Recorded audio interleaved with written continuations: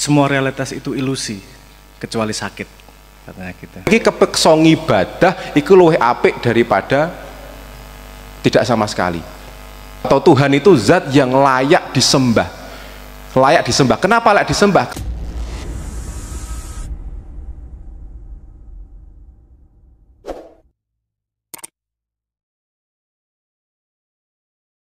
Penderitaan.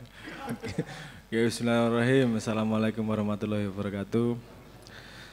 Seperti biasa, salam hormat buat tuan rumah, buat semua yang hadir di sini, Gus Hafi, Mas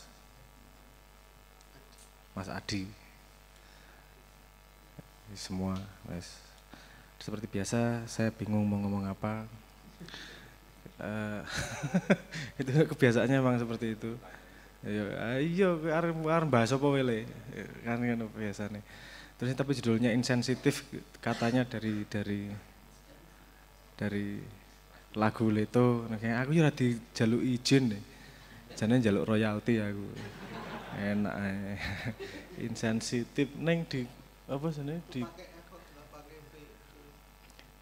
insentif, soalnya disambungi karo insentif ngono ya. Iki mesti ana maksude iki sing gawe iki. Jadi sebenarnya ini kalau saya nembak ngomong tentang insensitif dari sudut pandang saya, itu ya iso-iso ae, gasruk-gasruk aja. Aku usul ki, sing yang bikin pertama siapa ini dan maksudnya ngopo iki ngomong insensitif karo insentif. Nah. Mesti ana sing anu iki, apa arep nyelepet sopo apa piye gitu, tak ewangi nggon arep nyelepet sopo iki.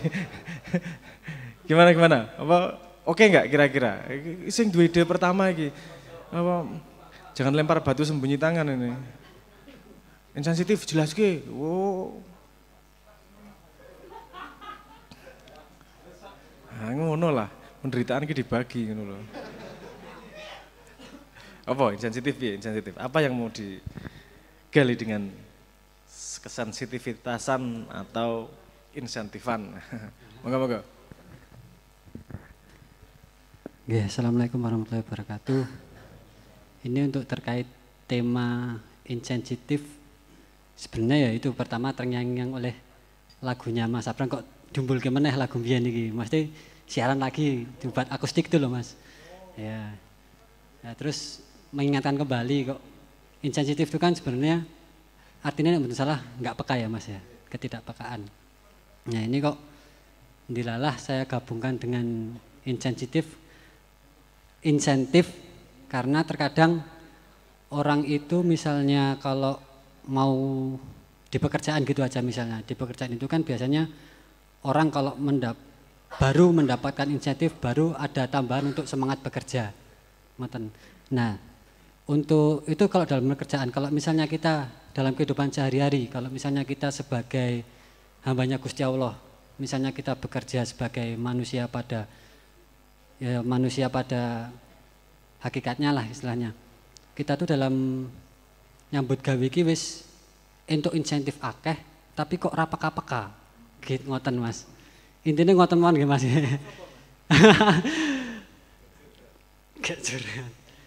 Kurang lebihnya seperti itu Mas Abram.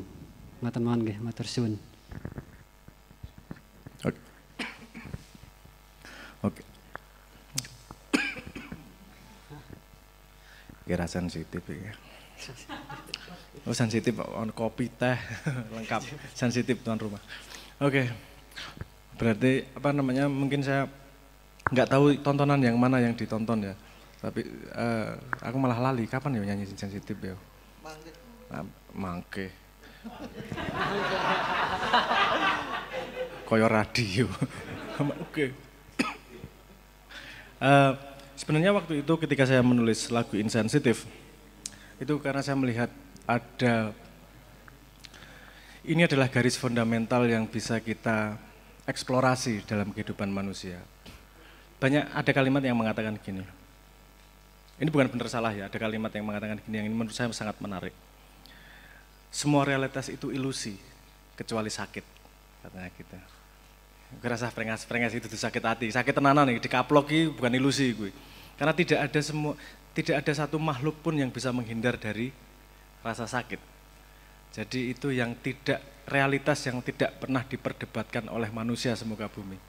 Satu-satunya realitas yang semua orang bumi setuju, yaitu namanya realitas kesakitan itu tadi. Mau kamu agamanya apa aja, mau kamu sains, mau apa segala macam, nah urusan loro, kuwi ra ono sing debat. Loro ya loro, ora ya ora. Nah, jadi saya melihat bahwa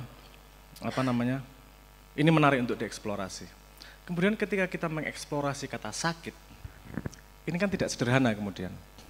Ada gradasi di situ. Sakit antara dicubit dan dipancal rupamu, itu sama sekali dua jenis sakit yang berbeda itu. Kalau diludahin, itu kira-kira sakit mana sama dipukul? Nah, tapi sakitnya berbeda bentuknya, bukan lagi fisik, betul atau tidak? Ya kan, itu tingkat kesensitifan manusia itu bisa membuat rentang sakit yang dialami bisa bermacam-macam. Jadi itu saya melihat bahwa ketika orang semakin sensitif, semakin dia mengalami dunia yang berbeda. Karena semakin kita mengalami dunia halus dalam tanda petik. Kalau Simbah ngomongnya kan biasanya dunia batu, dunia kerikil, dunia pasir, terus ada lempung, itu kan semakin lembut semuanya. Dan itu kesensitivitasan kita yang bisa menangkap dunia tersebut. Nah, ini kalau mau nyambung sama agama yang menjelaskan dunia spiritual, itu tentu juga butuh tingkat kesensitivitasan tertentu. Karena spiritual sendiri menurut saya definisinya adalah hal-hal dunia yang tidak bisa ditangkap oleh indera manusia. Jadi tingkat sensitifnya sudah berbeda, alat penangkapannya sudah sama sekali berbeda. Nah, ini kemudian eksplorasinya jadi banyak nih. Sensitif, kalau nggak sensitif sama lingkungan, sama sekitarnya, sama tetangganya, menjadikan efek kehidupan kita sama sekali berbeda. Dan kita menjalani hidup juga berbeda nih. Anda punya teman di sini yang tidak sensitif kepada lingkungan nggak? Misalnya saya punya teman, itu namanya, kebetulan panggilannya Bejat. Namanya Dwi Sujatmiko, tapi sejak SMP dipanggil Bejat. Bahkan bapaknya sendiri yang manggil Bejat. Itu nggak tahu kenapa, tapi memang panggilannya Bejat, anaknya paling kisruh lah itu. Itu suatu hari ketika di rumah di Kadipiro, itu Simbah sedang dipijet, di dadah, dipijet di bawah. Itu Sujatmiko Bejat itu dengan enaknya ngambil makanan terus metingkring di kursi di sebelah Simbah terus mangan. Dan dia tidak punya perasaan bersalah sama sekali sedikit pun. Saya sama Patup waktu itu ngelihat, iki rada edan cah iki. Ada Simbah lagi pijet di bawah, iki mentingkring nang dhuwur ngene karo madang nonton TV, santai banget kayak ora apa-apa. Dan Simbah sangat sayang sama anak ini, karena anak iki ora sensitif blas iki gendeng arek iki. Itu juga bukan karena kurang ajar, karena rada owahan jen koyone uteke iku. Salah satunya adalah begini, ketika waktu itu dia orang tuanya tiba-tiba harus pindah ke tengah hutan yang tidak dia tiba-tiba kehilangan akses TV, akses radio, akses listrik dan seterusnya semua hilang karena dia sama keluarganya pindah ke tengah hutan untuk jagain sebuah kandang atau gimana gitulah. Kita main ke sana lah, pengen menikmati penderitaannya dia, kehilangan semua akses itu. Tapi sampai sana kita yang terkejut. Dia tuh nggak berkurang sama sekali kebahagiaannya, nggak pakai baju, bawa golok, itu ya tetap ketawa-ketawa bahagia, aku lagi mencari kelapa dan seterusnya. Iki kok kehilangan akses kayak gini, nggak menderita sama sekali ya. Yang salah dia atau saya nih kemudian, kan pertanyaannya gitu. Oh berarti kadang-kadang sensitif pada tempat yang tidak tepat itu justru membuat kita ketergantungan, kan gitu. Dia pada saat sebuah posisi dia jadi tidak punya ketergantungan kepada dunia karena ketidaksensitivitasnya. Tapi juga pada sebuah kejadian metangkring, makan ketika Simbah dipijet di bawah itu ya mengundang kaplokan kan itu mengundang piye to cah iki kok enggak punya kesensitivitasan. Nah, jadi sensitif ini seperti semua hal di dunia, dia harus tepat porsinya, tidak ada tidak ada benda yang beracun di muka bumi. Tidak ada hal yang beracun di muka bumi. Yang beracun itu urusan porsi. Kalau porsinya kebanyakan beracun, kue mangan vitamin C nek sak truk ya beracun. Nah, kalau tepat porsinya itu malah bisa jadi obat. Semua obat itu racun, tapi tepat porsinya. Sensitif ini juga salah satu komponen yang harus kita tata dalam hidup. Kalau Anda terlalu sensitif, WA cewek centang biru nggak dibales, itu udah rasanya aduh lorone ning ati. Iki ngopo to jane iki lagi ngopo iki dan seterusnya lah. Tapi kalau sensitifnya tepat, itu justru bisa membantu kita bisa untuk bisa melihat dan mengalami hal-hal yang tidak dialami oleh yang lain. Nah, ini saya melihat tingkat sensitivitas manusia adalah salah satu alat yang harus ditata, dijaga oleh manusianya agar dia tidak terhanyut oleh itu, tapi juga tidak melepaskan potensinya untuk manfaatnya untuk manusia. Nah, ini kemudian bisa diaplikasikan dalam sosial, politik, ekonomi, dan seterusnya. Semakin sensitif kamu pada permintaan pasar, bisnisnya semakin bisa tajam. Tapi kalau terlalu sensitif, kamu juga akan kehabisan tenaga untuk bereaksi terhadap pasar. Misalnya gitu, nah porsinya tepat ini. Ya, porsi tepatnya seberapa? Ya kita harus belajar dengan pengalaman terus-terusan. Ini sudah banyak insentif kok enggak sensitif. Nah ini pembahasan yang berbeda lagi kemudian. Ini yang dimaksud siapa ya? Kira-kira. Oh ini sebelah kanan ini. Ini udah kasih banyak insentif kok tidak sensitif. Nah karena sensitif tiap manusia juga sudut pandangnya berbeda, tingkatnya juga berbeda. Kita harus mendefinisikan bersama nih, sensitif itu seberapa sih pasnya nih. Nah kalau agama sendiri, sepemahaman saya, paling enggak kamu sensitif terhadap potensimu yang bisa kamu manfaatkan yang bisa kamu gunakan untuk menjadi manfaat untuk banyak orang. Minimal itu, susah durung gede banget gitu. Ada yang ukurannya berbeda-beda setiap orang, tapi setiap orang punya kesempatan untuk belajar memperlebar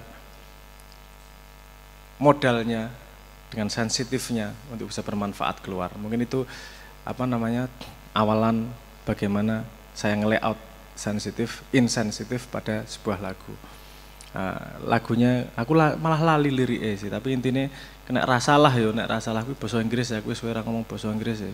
Cangkeme wis kakean mangan kacang godhog. Dadi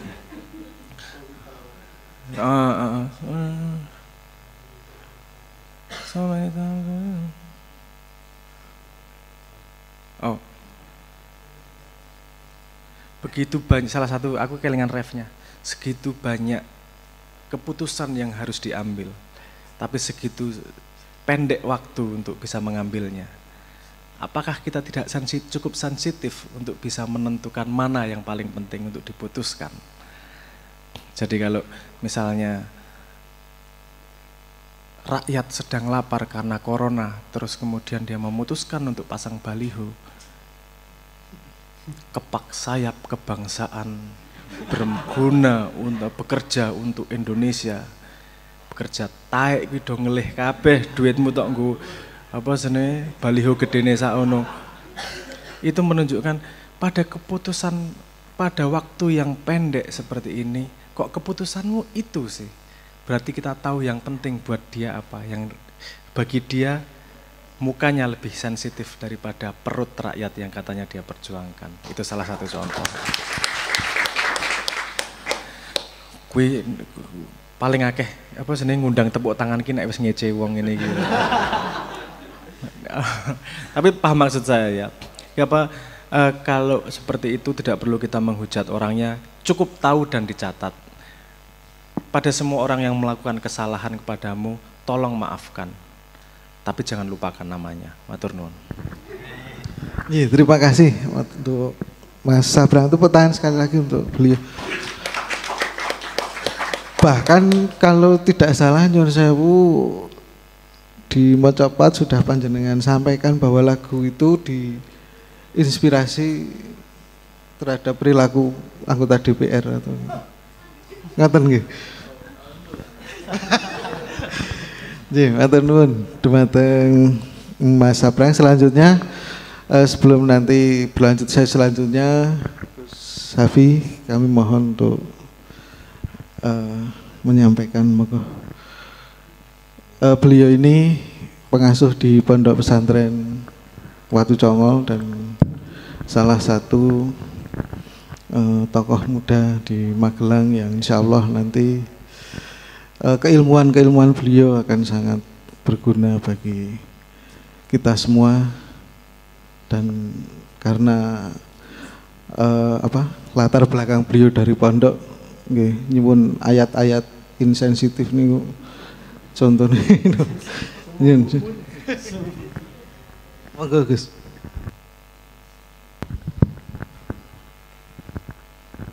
Sedherek sedaya, assalamualaikum warahmatullahi wabarakatuh. Bismillahirrahmanirrahim. Nyun ngapunten niki di panggung ini kawula kebetulan kok ya nom dhewe nggih, paling cute dhewe sak panggung niki. Wonten Mas Sabrang kang kawula hormati, Pak Habib, Pak Eko sedaya. Mas Sabrang niki nggih nek cara yuswa nggih Kang Mas kula mbarep, kula adine Mas Sabrang ragil karena 12-13 tahun terpaut kami nggih.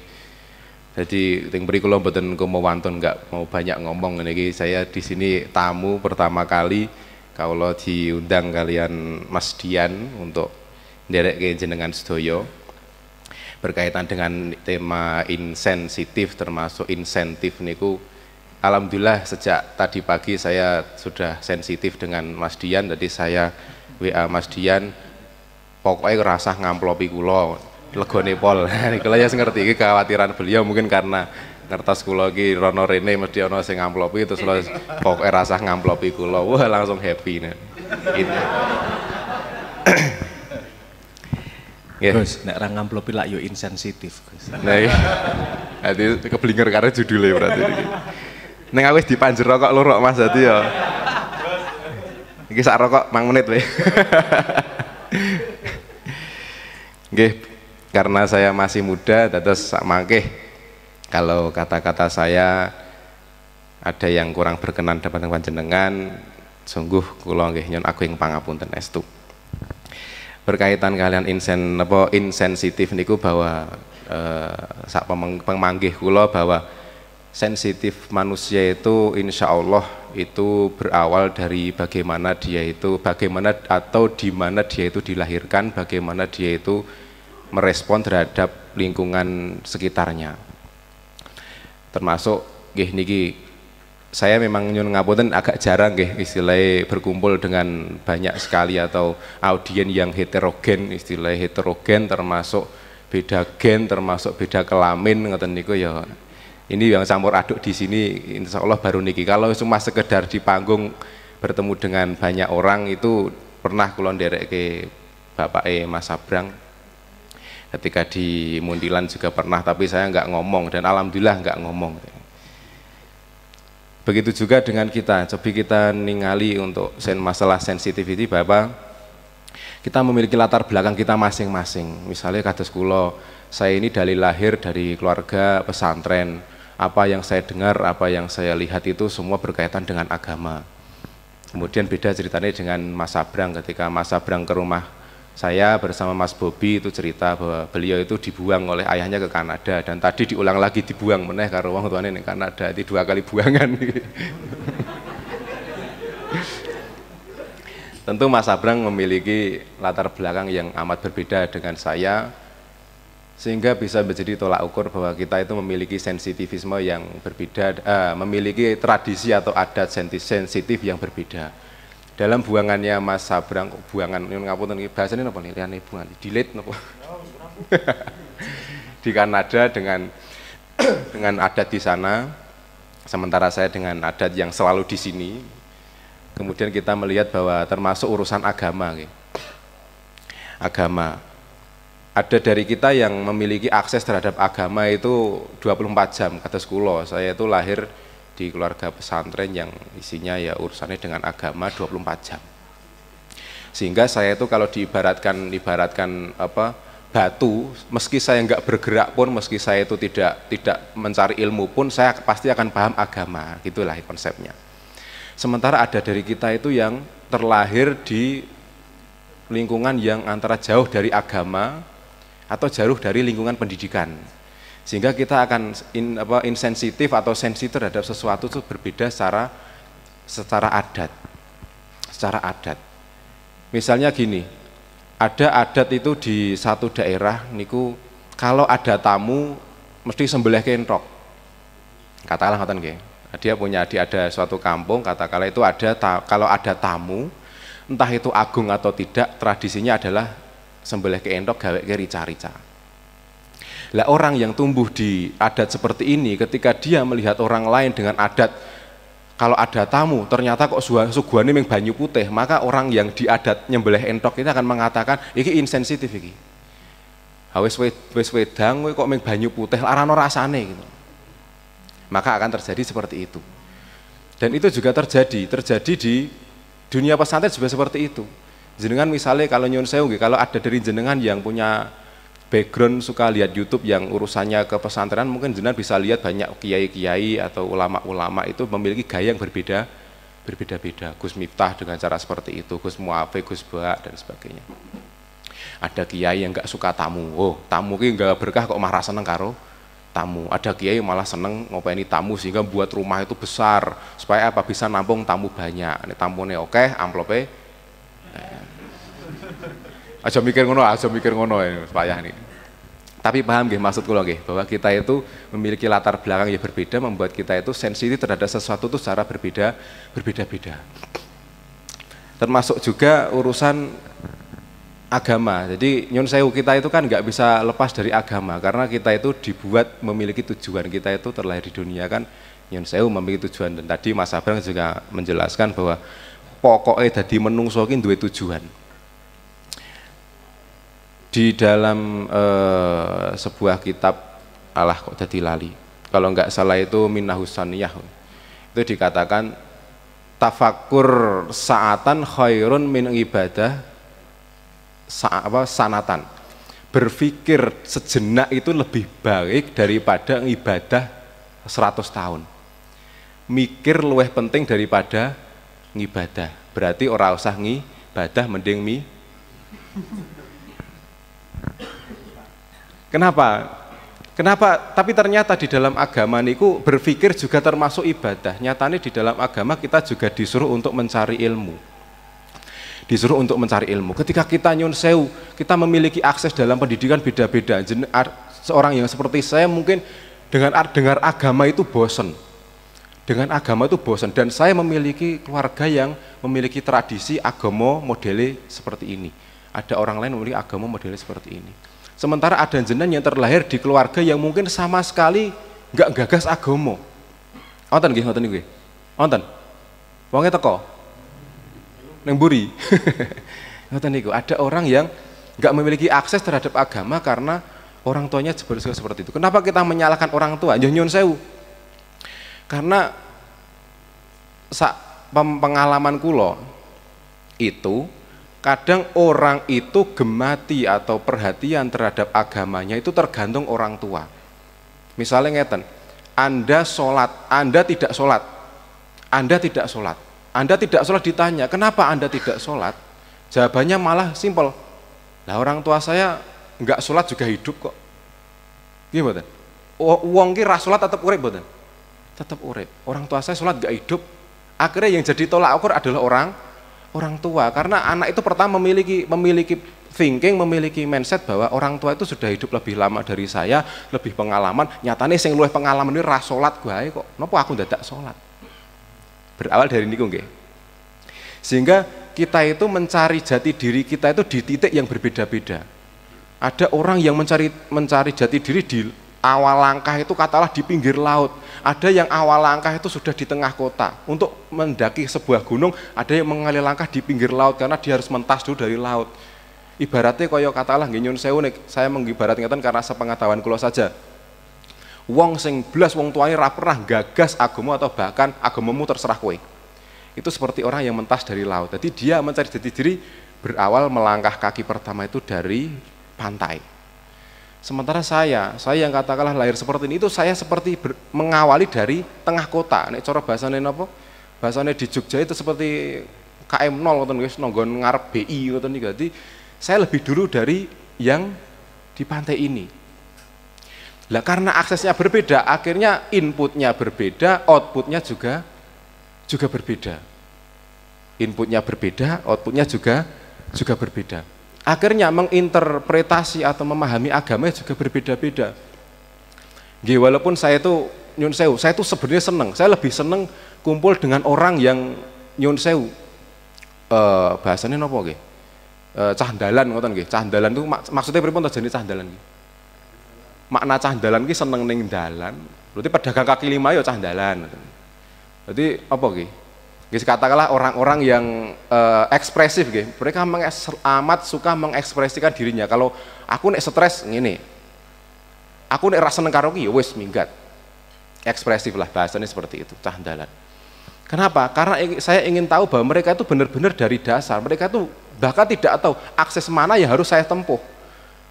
Kemudian sekarang orang-orang yang dalam tanda kutip saya kasih label saja cah dalan ini dari golongan atas yang orang-orang Islam, golongan Islam tertentu atau beragama tertentu, ini mentargetkan orang-orang yang cah dalan iki.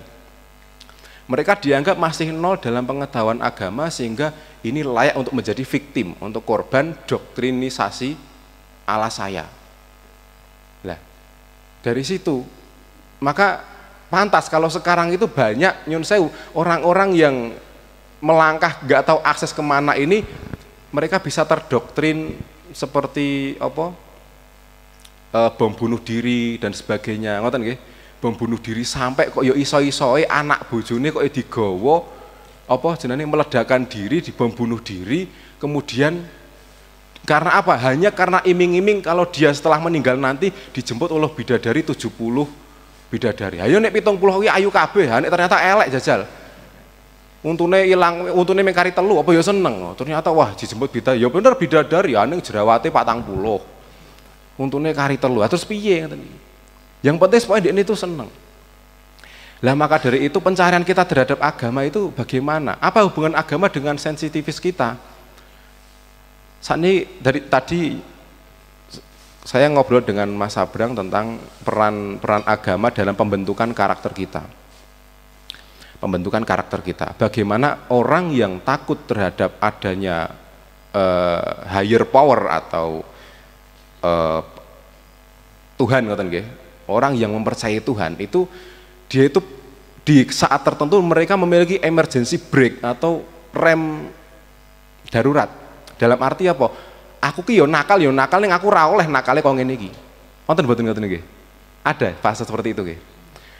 Aku nakal, tak akoni aku nakal ning aku tetep ana percaya ana pangeran. Dadi aku ki nakal batese semene iki.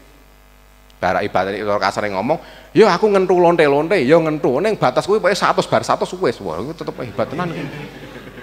Ngentu 100 iku soaline opo kok ora ledes blas. Tahu ngrasake. Lah, jadi intinya kita percaya, walaupun believing atau mempercayai higher power atau kekuatan yang lebih tinggi dari kita itu entah karena kita tuh nggak belajar atau memang gawan dari orang tua, karena orang tua sudah mengajarkan kita untuk kenal terhadap Sang Pencipta, walaupun kita itu Allah ora, bisa jadi kita ketika di jalan dalam masa pencarian senakal-nakali Anda tidak ingin kebablasan, pasti ada emergency brake. Ketika itu tertrigger atau terpicu, emergency brake itu akan muncul seketika. Lah, berkaitan dengan hal niki, kembali ke nopo masalah pentingnya beragama. Kita mempercayai bahwa agama itu reme menungso. Salah satu yang ditekankan agama itu adalah kita itu ngibadah, kita itu percaya dan ngibadah marang Gusti Allah. Ini madhab, kalau boleh saya utarakan, ini madhab Syekh Imam Abu Hasan Syadzili. Anda itu kalau sholat tuh nggak usah mikir ditompo apa ora, nggak usah mikir sholatku kisah apa ora. Yang perlu Anda pikirkan adalah ketika Anda selesai sholat atau ketika Anda sholat, Anda itu bersyukur pada Tuhan. Ya Allah, alhamdulillah Engkau masih jadikan aku sebagai orang yang bersedia menyembah-Mu. Ketika banyak orang itu tidak bersedia menyembah Allah. Mudeng ngoten nyanyi. Mulane guyonane nyun ngapun, guyonane Gus Ba itu ketika para nabi itu berkeluh kesah. Istilah ada kisah nabi berkeluh kesah kepada Tuhan. Ya Tuhan, saya itu utusanmu, sudah kamu beri mukjizat, saya masih saja dibully sama hamba-hambamu. Tuhan jawabnya simpel, lah kok kowe, lah kok raimu, wong aku sing pangeran dibully kok karo netizen. Nggih mboten? Ya karena emang manusia kan ada yang nggak percaya pada Tuhan juga, ada yang nggak percaya pada Tuhan. Lah makanya dari itu, ketika kita sudah percaya terhadap higher power, maka kita itu akan ada remnya, sehingga ada momen di mana ketika agama itu mengajarkan kowe iki kepeksa ibadah iku luwih apik daripada tidak sama sekali. Niki terakhir ben nggih menepati janji kula bahwa ini panggung niki tetap milik Mas Sabrang, bukan milik saya, karena niki ya tamu nggih, dados kula sebentar mohon. Terakhir mohon niki lah kula cerita.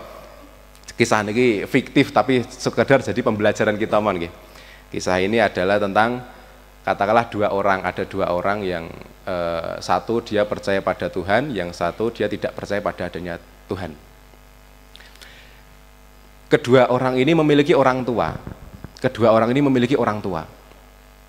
Dan nyun sewu, kedua-duanya memiliki orang tua sing rewel, bawel, ngamuan, ratau ngenai sangu, cetil, bakhil, sak piturute sing dolim-dolim iki disebut kabeh. Nek cara Mas Saban ya aku wis koyo asu, koyo beren, sing koyo kirek ngoten niku. Kupulke copot Mas ini. Anda sedang tidak jadi dirinya sendiri. Wonten mboten wong tuwa ngoten niku. Wonten nggih? Rasa ngaku. Lah, anak yang beragama, anak yang memiliki kepercayaan terhadap Tuhan ini, dia nyun sewu secara terpaksa tetap bakti terhadap orang tua. Hanya karena apa? Takut masuk neraka. Takut apa? Masuk neraka. Jadi le bekti marang wong tuwa iki kepeksa. Ngladeni wong tuwa iki kepeksa. Karena apa? Wong tuaku ki eleke koyo ngono. Tapi mergo wedi karo wong tua, akhirnya terpaksa dia berbakti pada orang tua. Minimal orang gua ning panti jompo. Sementara di satu sisi yang nggak percaya pada Tuhan, dia ini mikir, wong tua iki jan urip nyebai, mateni mlebu penjara, wis kirim panti jompo ya, kepiye wong urip ki mung kepisan, aku ora ngerti, kira-kira aku ki le mati ki dhisik sapa karo wong tuaku, mongko urip ki mung sepisan. Lah aku ki le seneng-seneng kapan nek mati urip, kapan nek mung bendinane nyewoki wong tuwa.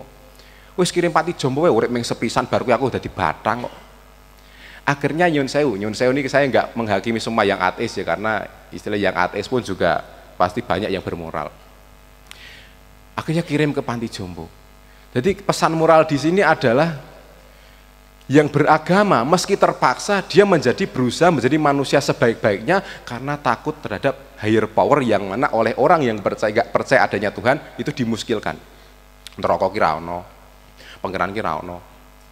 Tapi karena dia percaya, walaupun itu katakan tahayul, dia tetap menjadi manusia yang sebaik-baiknya. Sementara yang ini tadi, yang gak percaya adanya Tuhan, dia akhirnya menukar orang tua, bakti terhadap orang tua karena apa? Aku kira ngerti umurku dawane sepiro.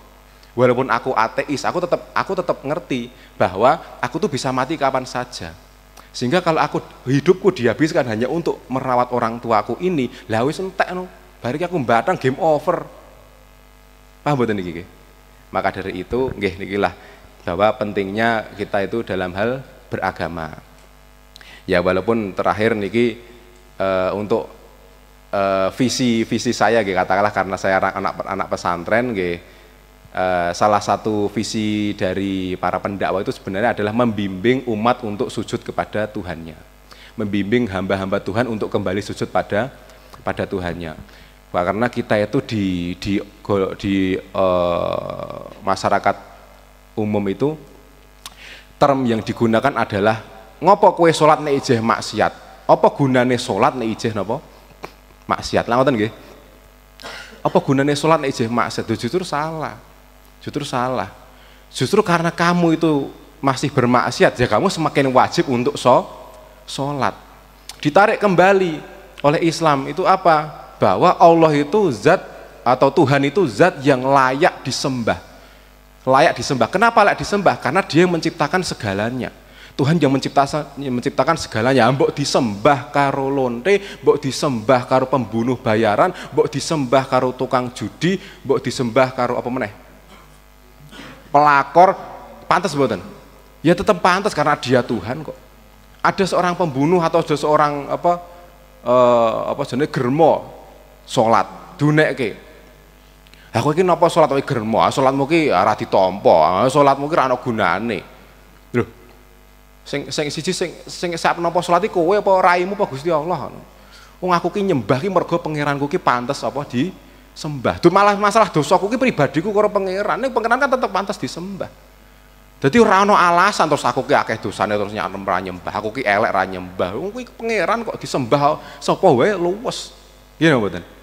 Lah maka dari itu inilah kembali sensitif kita itu. Bahwa sensitif kita dibantu oleh ajaran ya agama itu karena bagaimanapun juga kita sebagai manusia dengan akal pikir tetap butuh yang namanya pedoman hidup. Bagaimana cara kita hidup di dunia dan Anda harus tahu bahwa Allah itu di dalam Al-Qur'an itu berbicara soal haknya untuk disembah dan seberapa itu hanya 5% dari ayat-ayatnya. Kebanyakan Allah itu membahas tentang hubungan antar manusia. Nabi juga ngoten niku. Jadi Allah tuh nggak suka ketika kita beragama tapi kok kita hilang kemanusiaan, itu sama saja kita itu tidak beragama. Nggih, ngoten riyen mawon. Assalamualaikum warahmatullahi wabarakatuh. Dumateng matur nuwun dumateng Gus Hafi.